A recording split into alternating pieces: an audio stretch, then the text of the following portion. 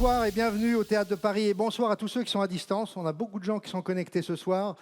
Et ce soir, c'est un petit peu particulier puisque nous fêtons les 15 ans des Palmes de la relation client. Mais avant de commencer la cérémonie, je voudrais remercier du fond du cœur tous nos partenaires qui nous accompagnent depuis si longtemps et qui nous ont permis de créer cet événement qui s'est vraiment installé et qui est devenu incontournable pour notre profession. Et tout d'abord, je voudrais remercier Orange Business Service. Orange Business Service était là depuis le début, il y a 15 ans. Merci Orange Business Service. Merci aussi Comdata, que j'ai toujours dans mon cœur. Merci à EDF, si fidèle. Et puis, on a plein de marques nouvelles. Vous voyez, Sabio, Diabolocom, ServiceNow, Taldesk. C'est des marques qui vont vous parler tout au long de la soirée. Et merci aussi à la Banque des Territoires qui nous accompagne depuis longtemps, puisque vous savez qu'on a une palme sur l'expérience citoyen et ils se sont engagés sur ce sujet. Merci aussi à la Maïf. Merci à cette grande entreprise qui est Microsoft, à NTT, à Pitchy, start-up qui est en train de décoller, mais qui est start-up depuis longtemps maintenant. Merci à Quadient, merci aussi à nos amis du SP2C, avec qui nous avons mené énormément de combats et on en reparlera sûrement. Merci à Colorado qui nous aide à regarder, à observer tout ce qui se passe et surtout à décortiquer l'ensemble des candidatures. Merci à Nespresso. On ne pourrait pas se passer de café. Et merci aussi à Ikea. Merci à tous, on les applaudit très fort. Merci pour nous soutenir depuis si longtemps. Alors, pour cette édition si particulière, je voudrais qu'on profite un petit peu de cette force qu'est la FRC, cette association que vous adorez, puisqu'elle nous permet d'avoir de l'entraide, d'avoir bien sûr du partage, c'est ce que vous aimez à la FRC, et aussi de l'intelligence collective. Et nous allons débattre tous ensemble ce soir et tout au long de l'année sur un thème que nous avons choisi, que vous avez choisi, et j'ai cité bien sûr quel futur. Quel futur voulons-nous pour l'expérience client? Alors on va se poser plein de questions. Comment les entreprises répondent aux évolutions qu'elles ont rencontrées depuis 15 ans? Et puis, quand on parle d'évolution, on parle évidemment d'évolution des attentes clients. C'est fondamental. On voit que les clients demandent deux choses principalement, immédiateté, personnalisation. J'aime bien ces chiffres du baromètre Cision à FRC. 84% des clients seraient prêts à ne plus acheter si on ne les considère pas et si on ne personnalise pas cette relation client. Mais il n'y a pas que l'évolution des attentes clients. Il y a aussi l'évolution très forte aujourd'hui avec des problèmes de recrutement que nous avons sur les modes de travail. 52% des entreprises perdront des talents si elles ne répondent pas à leur volonté, volonté d'autonomie, volonté de collectif, et puis aussi une demande très forte d'accompagnement des managers. Il n'y a pas que cette évolution-là, il y a aussi l'évolution des technologies. Et Dieu sait si notre secteur, nous avons, je ne dirais pas pâti, mais en tous les cas, nous avons été rythmés par l'ensemble des technologies que nous avons vécues depuis la distribution automatique des appels, Internet. Nous avons vu arriver en 2007 le smartphone, qui a été terrible pour inverser le sens de la relation client, qui a été une vraie révolution. On nous a parlé en 2017 d'intelligence artificielle, de data, et puis récemment, un terme redevient à la mode ou arrive dans nos esprits, c'est le métaverse. 79% des marques, vous voyez, devront collecter mais analyser des données qualitatives pour pouvoir augmenter la satisfaction client. Parce que ces évolutions technologiques, c'est toujours au service du client. Et à l'avenir, on verra que 32% des consommateurs envisagent aussi d'acheter dans la réalité augmentée, dans la réalité virtuelle, des vrais produits. Et puis, quatrième évolution qui va impacter aussi très fortement notre secteur, c'est l'évolution de la société. Plus d'humains, on en parlera ce soir. 79% des clients dans ce baromètre Cision nous disent qu'ils veulent absolument dans le parcours client un contact humain, la proximité, le développement durable, on en reparlera encore un petit peu. Et 79% des consommateurs veulent privilégier maintenant de plus en plus les produits à proximité. La relation client aussi est de proximité. Et donc, ce sera une question fondamentale qu'on se posera tout au long de cette année. Mais pour traiter ces questions et aussi pour animer les débats qui vont suivre, permettez-moi d'accueillir le plus grand journaliste de tous les temps, le Larry King français. Et je vous demande de faire un triomphe pour notre ami David Abiker. Qu'est-ce qui se passe? Alors David, mais qu'est-ce qui se passe, David? Qu'est-ce que c'est que ces chaussures? David arrive de Saint-Tropez, des voiles de Saint-Tropez. Il a trouvé des très belles chaussures.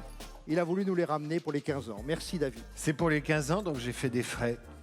Je t'ai pas salué. Non. Il n'a pas le Covid. Et avec Dadian. Je suis ravi amis de d'être longue avec date. vous ce soir et d'être avec toi. Merci. De nous projeter dans l'avenir, parce qu'on va célébrer le passé, mais on va surtout se projeter dans l'avenir. Moi, je ne connais pas tous ces gens qui étaient là aux dernières Palmes. Qui vient pour la première fois? Oh là là. Ah, quand même. Ah bah, ils sont nombreux, il faut les soigner. Ah oui. Les Pour anciens, tous. vous pouvez applaudir les nouveaux. Et devenir membre de la FRC. Eric, c'est toi qui l'as dit. Tu l'as dit, on va se projeter dans le futur, on va parler du futur, on va aller de l'avant, on va être optimiste. Et tu veux le faire avec un invité? Eh oui. Nous avons décidé d'inviter Mathieu Baudin. Je ne sais pas si vous connaissez Mathieu Baudin. Mathieu Baudin est un prospectiviste et aussi un historien. Et Mathieu Baudin a créé et il dirige l'Institut des futurs souhaitables. Donc nous allons accueillir Mathieu Baudin. Faisons-lui un triomphe, l'Institut des futurs souhaitables et désirables. Mathieu Baudin.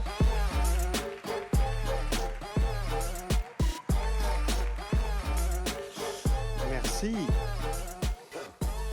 Merci beaucoup. Merci de me recevoir dans cet écrin délicieux. En coulisses, vous avez peut-être vu Edmond, le film. Moi, j'y ai vu quelques passages. Autre temps, autre idée d'avenir. Quelle bonne idée de réfléchir sur le futur. J'ai l'impression que le futur a de nouveau de l'avenir. L'Institut du futur souhaitable, ça porte sur soi un peu l'envie et l'ambition, essayer d'imaginer demain, à l'aune d'un demain qui donne envie d'aller vers lui. Et si vous me connaissez un peu grâce à ça, moi j'aimerais un peu vous connaître, vous, si on pouvait allumer un peu de lumière, voilà. Merci beaucoup. J'aimerais juste vous connaître en 2 minutes et je vais vous poser 4 questions. Et si la réponse est oui, je vous demande juste de vous lever. Qui pense que le monde va trop vite ? Si vous pensez que le monde va trop vite, levez-vous, s'il vous plaît.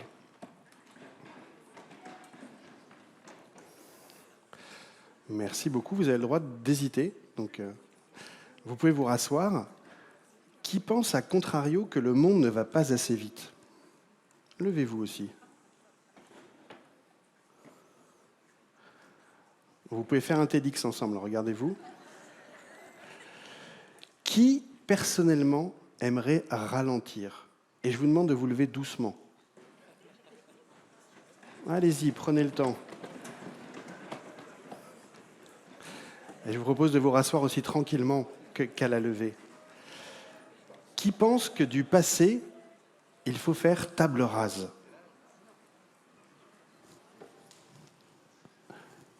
Personne. Et la dernière question, c'est qui pense que nous vivons une époque singulière, une époque unique?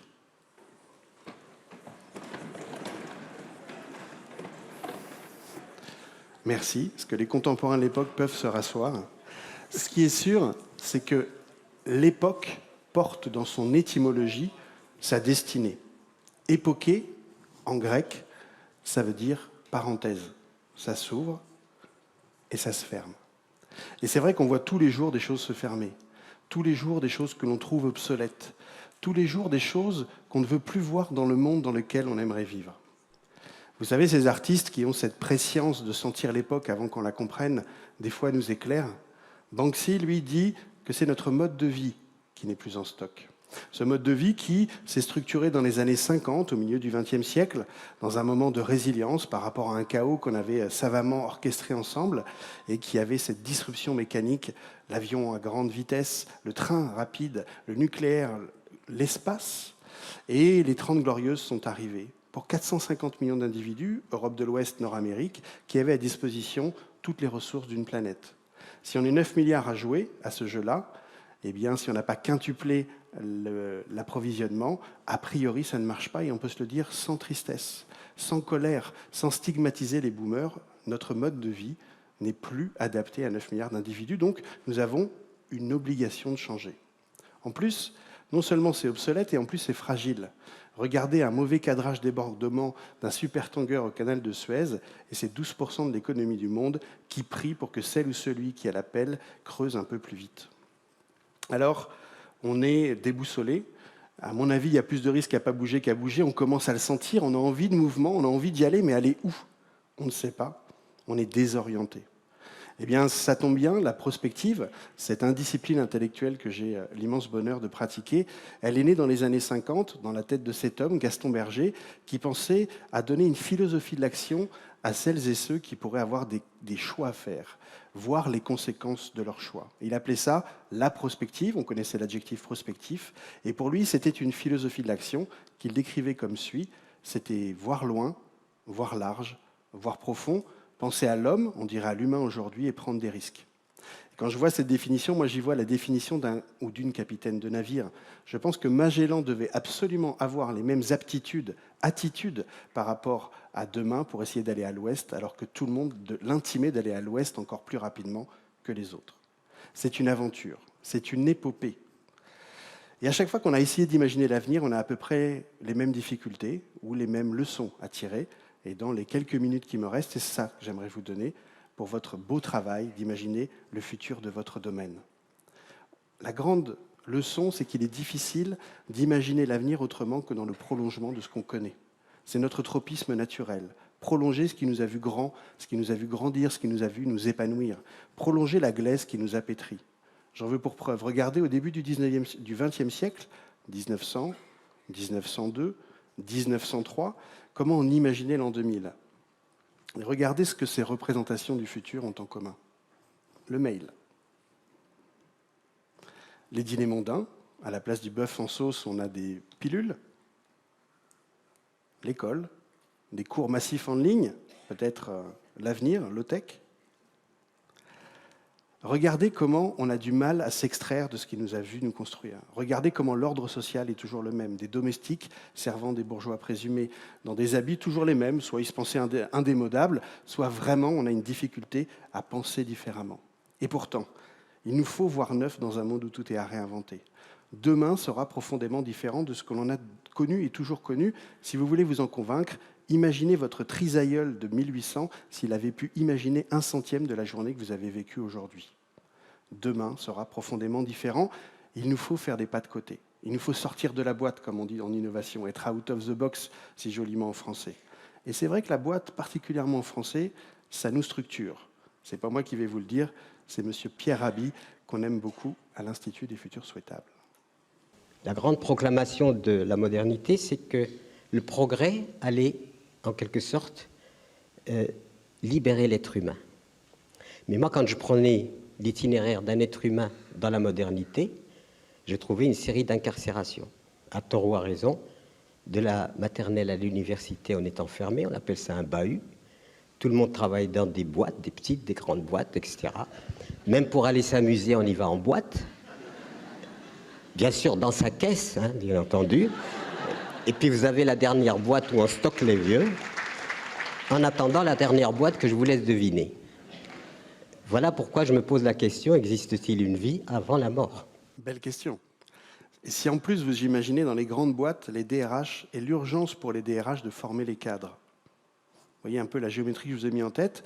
Et si vous êtes plutôt du côté des startups, parce que vous trouvez que les grosses boîtes, elles sont puissantes, certes, mais parfois inertes, les startups elles-mêmes sont incubées. Donc profondément, le cadre est quelque chose qui nous structure. Et être out of the box, moi je l'entends comme voulant faire un pas de côté par rapport à ce qu'on a toujours connu pour permettre de voir neuf dans un monde où tout est à réinventer. Alors, le futur, c'est comme l'histoire. C'est un immense prétexte à éclairer le présent. Et c'est vrai que les histoires, ça nous structure. Les histoires, c'est important. Les histoires qu'on se raconte ensemble pour aller où, c'est une partie de la clé. Yuval Harari, dans Sapiens, dans les 200 premières pages que je ne saurais trop vous proposer de lire, puisque vous connaissez parfaitement l'histoire qu'il va vous raconter, mais avec brio, il va vous faire découvrir chaque page des nouvelles choses. Il vous le dit, l'espèce humaine est une espèce fabulatrice. On se raconte des histoires qui nous font passer des seuils de civilisation. La dernière histoire en date, assez conséquente qu'on s'est racontée, c'est que les humains naissaient libres et égaux en droit. Étonnant, la Révolution française, ce n'était pas le cas avant. On était pauvres, on était handicapés, on n'était pas ni bien nés ni forts. Normal qu'on ne vive pas longtemps. Et pourtant, ça a structuré les 200 ans suivants. Donc, quelle histoire on se raconte ensemble pour aller où? C'est en filigrane de cette soirée et de votre année, à mon avis, une question à se poser. Avec un petit truc, plus on se raconte des histoires, plus les bifurcations sont possibles. Si on dit que demain est un futur noir, et qu'il n'y a pas d'autre solution, il y a fort à parier qu'il le soit. Si demain on dit que c'est un futur souhaitable auquel on peut contribuer, il y a fort à parier aussi qu'on y contribue. Alors, on est dans ce moment clé de notre humanité, dans cette zone de métamorphose. En fait, on n'est pas en crise. Moi, je suis un enfant des 30 rugueuses. J'ai connu que ça. Et en plus, quand je suis arrivé à 40 ans, on m'a mis en quarantaine. C'est vous dire si vraiment c'est pas une crise. C'est bien plus profond que ça. C'est une métamorphose. On est chenilles, nous. On n'a connu que l'horizontalité du sol. Quand d'aucuns ou d'aucunes vous parlent de la perspective du papillon, on les traite d'hérétiques. Et dans la biologie, à un moment donné, il y a des cellules de papillon qui arrivent dans la chenille. Et le premier réflexe de l'écosystème chenille, c'est de lui envoyer des anticorps réactionnaires pour bloquer la métamorphose. À un moment donné, point de percolation, trop de cellules de papillon par rapport aux forces réactionnaires, on rentre dans la seconde phase, la chrysalide, la grande pause, l'alchimie subtile et la perspective de l'air. Eh bien, les biologistes ont décidé d'appeler ces cellules de papillons des cellules imaginales, comme si l'imaginaire était le préalable à toute métamorphose. Donc, quelle histoire on se raconte ensemble pour aller où est, à mon avis, une des clés. Alors, la prospective, ça vous donne une boussole, mais une boussole particulière. C'est la boussole de Jack Sparrow, le pirate des Caraïbes. Vous vous rappelez, aux 2/3 du film, il a un artefact incroyable qui lui montre aucune destination aux grandes dames de tout son équipage. Et à un moment donné, il sait ce qu'il cherche, et là, la boussole lui donne un cap stratégique. Donc l'invitation de ce début de soirée et pour cette année de travail, c'est quand on questionne le futur, prendre le temps du temps. Il est même urgent de prendre le temps, comprendre le temps. Et la lucidité, ce n'est pas un synonyme de fatalité. La lucidité, ça vient de lux, la lumière. Et puis prendre un peu plus de temps pour savoir ce que l'on veut voir advenu. Et une fois qu'on a cet horizon, on peut naviguer. Et on répond en ce sens à la jolie phrase de Sénèque, « Nul vent favorable pour celui qui ne sait où il va ». D'ailleurs, ça ne vous a pas échappé, les noms des partis politiques ont changé. Horizon pour certains, Renaissance pour d'autres, l'avenir en commun pour toute une assemblée. Avant, c'était un moyen, les libéraux, les démocrates, les républicains. Maintenant, c'est la destination. La destination est redevenue la clé de notre époque. Alors, si j'avais à résumer mon propos en 4 apophthegmes, en 4 stickers, la fin d'un monde n'est pas la fin du monde. Je pense même que c'est l'opportunité en conscience de vivre une nouvelle renaissance. Les renaissantes et les renaissants ne se sentaient pas en renaissance le temps de la Renaissance. C'est les modernes, une fois installés dans leur époque, qui ont dit qu'entre eux et le sombre Moyen-Âge, il y avait une zone de métamorphose qu'ils ont appelée la Renaissance. Moi, je pense qu'on est en nouvelle Renaissance, mais qu'on en a conscience et donc qu'on peut y participer. Et donc, on pourra répondre à nos petits-enfants qui nous demanderont « Papy, mamie, t'as fait quoi, toi, dans la grande métamorphose ?» On a toute une soirée et toute une vie pour y répondre. L'avenir ne se prévoit pas, il se prépare. Meilleure définition de la prospective, cet art d'imaginer les futurs, ce n'est pas quelque chose de l'ordre de la prédestination, c'est quelque chose de l'empouvoirment. C'est une invitation à agir ici et maintenant pour aller où vous le souhaitez. Et il est temps de prendre au sérieux nos rêves et d'en faire une stratégie. C'est la belle invitation de Patrick Vivray qui inverse la charge de la preuve. Les folles et les fous sont plus celles et ceux qui veulent bifurquer. À mon avis, les folles et les fous sont celles et ceux qui pensent que le système peut continuer comme ça, sans rien changer. Et puis, je pense que c'est la grande aventure de notre temps, de notre époque, de notre génération. Et si nous étions les chevaleresses et les chevaliers de cette métamorphose, notre devise pourrait être « à cœur vaillant, rien d'impossible, mais à cœur écrit à la sauce de maintenant ». Je vous remercie.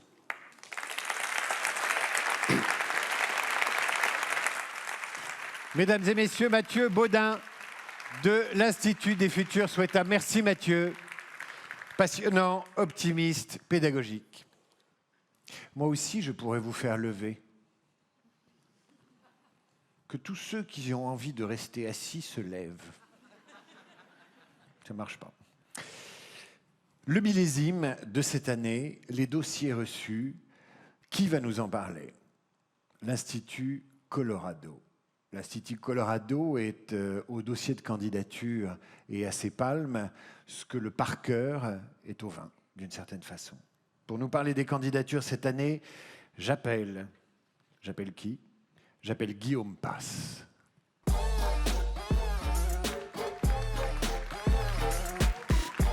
David. Bonsoir David. Ça va Guillaume? Ça va et vous? Merci d'être avec nous. Vous avez un public quasiment conquis d'avance. Ça fait 5 ou 6 ans que je fais les Palmes. Quand l'Institut Colorado prend la parole, personne ne se lève pour contester ce qu'il dit. Donc autant vous dire que vous avez un boulevard, et ma première question sera la suivante. Quels sont les enseignements de ce millésime? Quelles sont les tendances? Merci David. On peut dire déjà que c'est un très bon millésime, celui de cette année, parce qu'on a reçu et analysé plus d'une 50aine de dossiers. Alors ce qu'on peut vous dire d'abord, c'est que déjà, il y a énormément de secteurs d'activité qui sont représentés. Donc l'expérience client est vraiment devenue l'affaire de tous. Il y a certaines industries qui se démarquent, comme particulièrement cette année, la banque et assurance.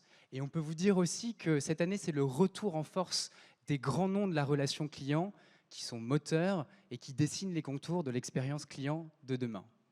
Alors maintenant, si on se penche un peu plus sur le thème de cette année, quel futur? C'est un thème qui a énormément inspiré les candidats, avec des dossiers placés sous le signe de la transformation. Cette année, très peu de technologies qui sont vues comme des gadgets, d'effets waouh. Les entreprises investissent sur l'humain et les entreprises souhaitent mettre en place des transformations profondes. Donc, si on reprend ce thème, du coup, ce qu'on peut dire, c'est qu'à la lecture des candidatures, le futur sera tout d'abord incarné et collectif. Cela veut dire que les entreprises souhaitent investir davantage sur leurs collaborateurs. Elles souhaitent aussi leur donner beaucoup plus les moyens d'agir et donc d'en faire des moteurs du changement. Et elles souhaitent développer la culture de l'enthousiasme. Le futur sera aussi inclusive. Les entreprises souhaitent davantage être accessibles à tous. Elles souhaitent développer l'empathie, et particulièrement pour les personnes en situation de handicap. Et enfin, le futur sera local. Les entreprises souhaitent dorénavant davantage s'appuyer sur leur ancrage territorial à 2 fins. Premièrement, pour en faire un atout dans leur communication, mais aussi et surtout pour développer une relation de proximité qui est énormément demandée par les clients aujourd'hui. Vous l'avez tout dit? J'ai tout dit. C'est la synthèse. Exactement. On peut applaudir Guillaume, à la fois parce qu'il a fait court et clair. Merci. Merci Guillaume. Alors, nous allons remettre 5 palmes, et pour la palme directeur, directrice de la relation client de l'année, depuis quelques années maintenant, vous le savez, c'est vous qui décidez. Vous votez. 3 directeurs clients sur 9 ont été présélectionnés par le jury. Un jury évidemment insoupçonnable, incorruptible, compétent. Vous allez découvrir les visages des 9 candidats derrière moi. Et pour en savoir plus sur le profil des 3 candidats retenus, alors quand je dis 3 candidats, il faut évidemment comprendre, je le précise désormais, si je dis candidat, ça sous-entend candidate aussi. Ne ricanez pas. Je vous propose d'écouter leur portrait par Julie et Thomas. Les 3 finalistes pour l'élection de la Palme Directeur Client 2022 sont Isabelle Cupessec. Isabelle gère avec ses équipes 20 millions de contacts par an et 140 mini-centres de contacts dans chacun des magasins de Leroy Merlin. Elle a mis en place un programme expérience client en co-construction avec les magasins, le siège, les clients, mais aussi les partenaires. L'objectif, adopter une vision des points remarquables de l'expérience client avec les 26 000 collaborateurs de l'enseigne, tout en gardant la relation client 100% localisée en France.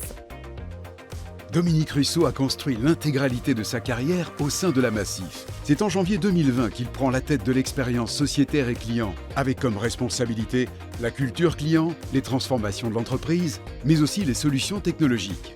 Sa définition de l'expérience client, c'est d'abord aimer ses sociétaires, ses clients, faire preuve d'empathie et d'humilité. On peut parler d'outils, de technologie, de digital, mais s'il n'y a pas d'humain, ça ne marche pas. Anne-Christelle Vogler. Anne-Christelle est directrice générale adjointe en charge des initiatives de croissance et de l'expérience client chez HomeServe. À ce poste, elle travaille à la fois sur les dernières initiatives en mode start-up, les sujets clients et s'occupe également de la communication marque et corporate. Quand on lui demande quelle est sa définition de l'expérience client, 2 mots lui viennent plus particulièrement en tête. La simplicité et l'authenticité.